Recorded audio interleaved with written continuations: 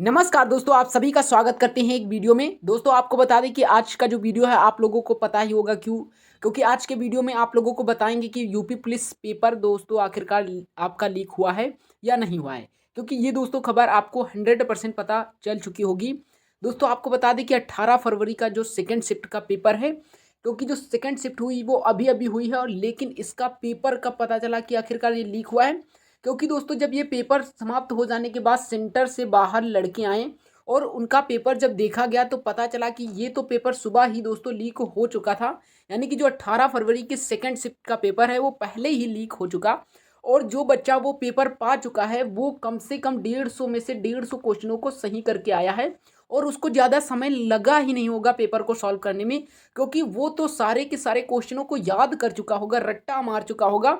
चाहे वो रीजनिंग हो, चाहे वो रीजनिंग हो, हिंदी हो, मैथ हो, जीके हो, कोई भी क्वेश्चन हो, उसको बहुत ही कम समय यानी कि 20 या आधा घंटे में ही वो क्या कर दिया, पेपर को कंप्लीट कर दिया होगा। क्योंकि उसको पेपर सुबह ही दोस्तों मिल चुका था। आप लोगों ने बहुत सारे वीडियोस अभी तक देखे होंगे या नहीं देखे होंगे, पहला वीडियो देख रहे हैं तो आपको दोस्तों हम 100% बता सकते हैं कि जो सेकंड शिफ्ट का पेपर है वो लीक हो चुका है। और ये जो लीक हुआ है ये सेकंड शिफ्ट पर ही इफेक्ट नहीं डालेगा, ये पूरी की पूरी वैकेंसी पर इफेक्ट डालेगा। क्योंकि दोस्तों 55 लाख के करीब फॉर्म अप्लाई हुए थे, जिसमें आयोग क्या कर रहा है, कम से कम 10-10 लाख या 12-12 लाख बच्चों को एक शिफ्ट में पेपर करने होंगे। अब दोस्तों आप सोचिए कि एक शिफ्ट यानी कि 18 फरवरी का जो सेकंड शिफ्ट का पेपर, अगर 12 लाख बच्चे भी पेपर दिए होंगे और वैकेंसी 60,000 हैं, तो वो कितने बच्चों के पास फॉरवर्ड हुआ होगा पेपर। और दोस्तों जो 17 फरवरी का जो सेकंड शिफ्ट का पेपर, पहले का तो नहीं लीक हुआ, लेकिन जो सेकंड का हुआ वो तो सुबह ही सभी को मिल चुका था, क्योंकि इतनी खबर हमको भी पता चली है और आपको भी पता चली होगी। ठीक है, तो ये पेपर जो एक ही सेकंड, अगर पेपर ये दोनों 2 दिन हुए, 4 शिफ्ट में अगर एक शिफ्ट का ही पेपर लीक हुआ, तभी भी दोस्तों सबसे हाईएस्ट कट ऑफ अब की बात जाएगी। यदि अगर आयोग कहता है कि पेपर लीक नहीं हुआ है, तो यानी कि जो बच्चा मेहनत करके पेपर दिया है उसका कुछ भी नहीं होगा, और जो बच्चे पैसे देकर वो पेपर लीक किए हैं और पेपर को देखा है और पूरा का पूरा पेपर रट कर इस पेपर को दिए हैं, उन्हीं का सिलेक्शन हो पाएगा। तो दोस्तों आप लोगों को करना क्या है, यूपी पुलिस के ट्विटर हैंडल पर जाना है, वेबसाइट पर जाना है, सभी पर कंप्लेन करनी है, सबूत डालने हैं। ठीक है, हम भी आपको सबूत देने वाले हैं। तो आपको क्या करना है, ये अपलोड करना है और पूरे के पूरे दावे के साथ आप आयोग को कहिए कि ये पेपर लीक हुआ है। यदि आयोग नहीं मानता है तो कहिए कि दोबारा पेपर हो, लेकिन ऐसा नहीं कि दोबारा पेपर कह दे कि आयोग दोबारा पेपर होगा, और वो पेपर कब होगा ये कोई किसी को ना पता हो, ऐसा बिल्कुल भी नहीं होना चाहिए। पेपर जल्दी से जल्दी यानी कि अगले मंथ या 1-2 मंथ में ही होना चाहिए। अगर पेपर एक बार रद्द हो गया ना तो ये बहुत लंबा समय ले जाएगा, और अगर नहीं हुआ रद्द तो यानी कि जो बच्चे पेपर लीक हो गए और जो बच्चे पेपर पा गए उन्हीं का सिलेक्शन हो जाएगा, यानी कि आपका वहाँ पर कोई काम नहीं होगा। ठीक है, क्योंकि दोस्तों आपने पढ़ा है तो एवरेज बच्चा जो पढ़ेगा वो 200 मार्क्स तक ले आएगा, लेकिन अधिकांश बच्चों के 180 के आसपास मार्क्स बन रहे हैं, 180 के आसपास। अब भाई 180, और जो बच्चा पेपर पा चुका है वो कम से कम 300 का नहीं करेगा, तो कम से कम वो 250 मार्क्स या 280 मार्क्स का तो 100% करेगा। 280 मार्क्स का तो वो 100% करेगा कि 280 आ जाए तो उसका सिलेक्शन हो जाएगा।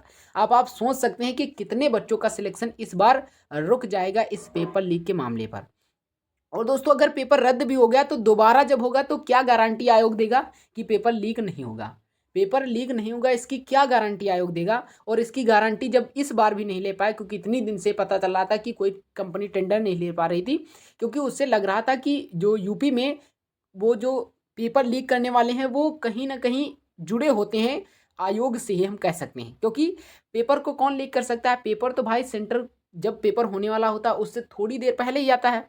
तो आखिरकार और उस किसी को पता नहीं होता है, पता किसको होता है, उन्हीं में कर्मचारियों को पता होता है कि ये क्वेश्चन आने वाला है। तो पेपर लीक कहाँ से होगा, उन्हीं के कर्मचारियों से ही पेपर लीक होगा, ऐसे तो कर नहीं पाएगा। यानी कि आप कर सकते हैं ना, तो मैं कर सकता हूँ पेपर लीक। वो जो उस यूपी पुलिस में हम कह सकते हैं जो कर्मचारी हैं जो पेपर बनाते हैं, उन्हीं का कोई ना कोई आदमी क्या करता है, पेपर को लीक करता है। किस लिए लीक करता है, पैसों के लिए लीक करता है। अब आप सोच लीजिए 60,000 वैकेंसी थी, 60,000 के ऊपर ही वैकेंसी थी, और यदि वो एक बच्चे से कम 5,000 रुपये लेगा होगा। अब दोस्तों आप सोचिए कि 5,000 तो सभी बच्चे दे ही देंगे, क्योंकि इतनी ज़्यादा सैलरी है और लाइफ उसकी बन जाएगी तो 5,000 का रिस्क ले ही सकता है। ठीक है, 5,000 में अगर उसके 4-5 भी क्वेश्चन या हम कह सकते हैं 10-20 क्वेश्चन ही आ रहे हैं तब भी वो रिस्क ले लेगा और 5,000 रुपये दे देगा। तो आप सोचिए कि 5,000 एक पर बच्चे से लिया तो वो कितने बच्चों को फॉरवर्ड किया होगा। कम से कम अगर वो एक व्यक्ति है और समझ लीजिए हम कह सकते हैं एक बच्चे 50,000 या 30,000 40,000 के पास बच्चों को वो क्या कर देता है, पहुंचा देता है और सबसे पैसे ले लेता है, तो उसके पास कितना पैसा होगा आप समझ लीजिए। तो वो उन पैसों के लिए क्या करता है, पेपर को लीक करता है। और अब की बार भी ऐसा ही हुआ है। ठीक है, ऐसा ही हुआ है अब की बार। इससे पहले जो आर ओ की वैकेंसी आई थी और उसका पेपर हुआ, उसका भी पेपर लीक हुआ था। सेम टू सेम इसका पेपर लीक हुआ है। और दोस्तों आपको बता दें, क्या यूपी में इसी तरह के अगर पेपर लीक होते रहेंगे तो भविष्य में कोई भी बच्चा नौकरी नहीं पाएगा, क्योंकि हर एक पेपर को लीक होगा। हर एक बच्चा वही नौकरी पाएगा जो पेपर देना, पढ़ने वाला नहीं पाएगा, जो पेपर के लिए पैसे देगा पेपर के लिए। ठीक है, पेपर पाने के लिए जो लीक पेपर, वही बच्चा सिलेक्शन हो पाएगा। ठीक है, तो ऐसा कोई ना कोई कानून बहुत ही हम कह सकते हैं कि लाना चाहिए, जिससे ये जो पेपर लीक करने वाले होते हैं इनको सबक मिल सके और ये भविष्य में ऐसा ना करें। ठीक है, क्योंकि दोस्तों ऐसा अगर होगा नहीं, सब पेपर लीक होते चले जाएंगे तो कोई भी कंपनी टेंडर ही नहीं लेगी, क्योंकि उस कंपनी की भी बेइज्जती हो रही।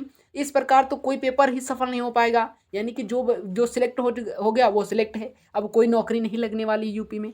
सेंट्रल में देखिए ऐसा नहीं होता है, सेंट्रल में पेपर लीक नहीं होता है।